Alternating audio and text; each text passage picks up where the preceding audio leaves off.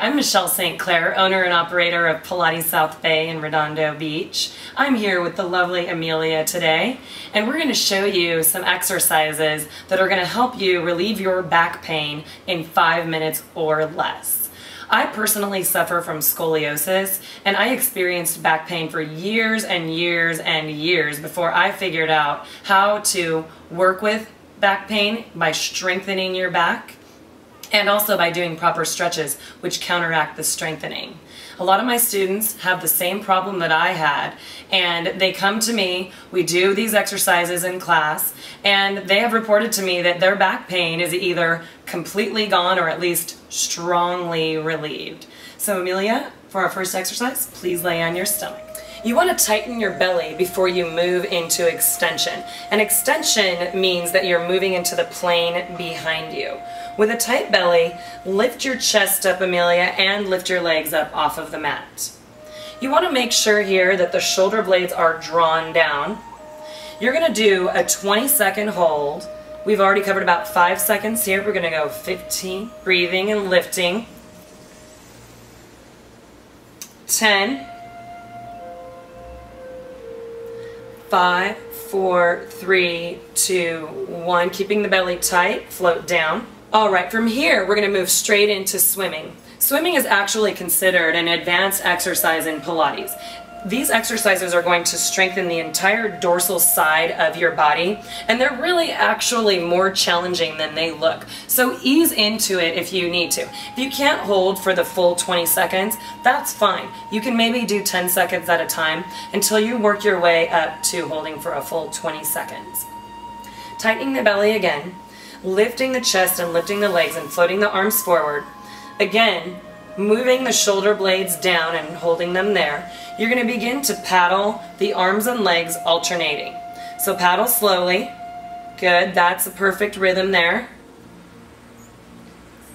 Make sure the chest is lifted as much as you can. 10, breathing. 5, 4, 3, 2, and 1. Float down. Again, be conscientious of whether or not you're getting any kind of sharp pains. You're going to feel your back working. You're going to feel the entire dorsal side of your body working, including your glutes, hamstrings, calves. Everything has to do work. So just make sure that you're not getting sharp pains, that they're pains of your muscles actually being strengthened. From here, we're going to move into a stretch. We'll do child's pose. Go ahead and move into child's pose, Amelia. Pilates is a combination of strengthening and stretching so that your body can get the maximum benefit of the exercises that you're doing. I sometimes like to give my students some assistance on this, and I'll press here on their back. You want to make sure that your tush is as close to your feet as your knees, as much as your knees will allow. You want your feet to be just about right under the knees. You want your knees to be approximately hips width distance. Now when I say that, many women open their knees really wide because they think they have really wide hips. You don't, okay? These are your hips. Just follow that line and the knees will be right here, hips width distance. You want to make sure that your shoulder blades are flat against the carriage and your chest is open. Your fingertips should be actively reaching towards your feet. All right, inhale. And on your exhale, tip the tip of your pelvis up and climb your tush on up into the air. Now once you get up into this position, you may notice that your feet are a little bit too far out, so you can adjust yourself once you're here, okay? We're going to take an inhale, dropping the tush just a little bit, and then exhale, squeezing up with a tight belly here. Inhale with a little drop, exhale, squeezing, inhale, dropping. Hold up in the bridge here. Okay, I like to tell my students to put their hands on their tush here because it really helps with spinal articulation. The definition of spinal articulation means that you are drawing the vertebrae of the spine away from each other. As you know, we over time have our vertebrae compacted in on one another, and it causes a lot of problems for all of us. Inhale and pull one knee to the chest on your exhale. Inhale, pulling the other knee to your chest on your exhale, and wrap your hands around your knees. Give a little roll, massaging your spine here. That's your basic bridging. Now, when you become a little bit more advanced and you want to further strengthen either side of your spine, we're going to do what's called one-legged bridging, and I'm going to show you an example of that. All right, release those knees and place your feet under your knees again. All right, let's make sure that the shoulder blades are flat back, the fingertips are reaching. Inhale, and as you exhale again, tip your pelvis up, climbing that tush on up into the air. Inhale, and as you exhale, float your right leg up into the air with a pointed toe. Now, most of us are not going to be able to have this lovely pointed toe like that, but do your best, okay? We're going to then drop the pelvis a little bit and squeeze up. Drop on the inhale, exhale, squeeze up. Now, these are very challenging. Amelia makes them look easy. They're not. Continue, inhale, exhale up. With posture, one of the golden things that it took me a while to understand, but it's something that's extremely important, is that our pec muscles actually shorten over time.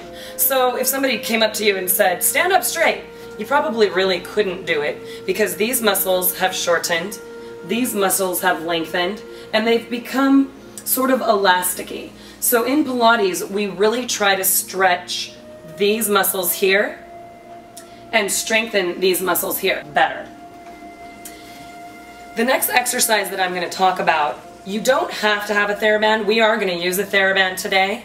I'm going to show you an alternate way of doing this exercise with either soup cans or even weights.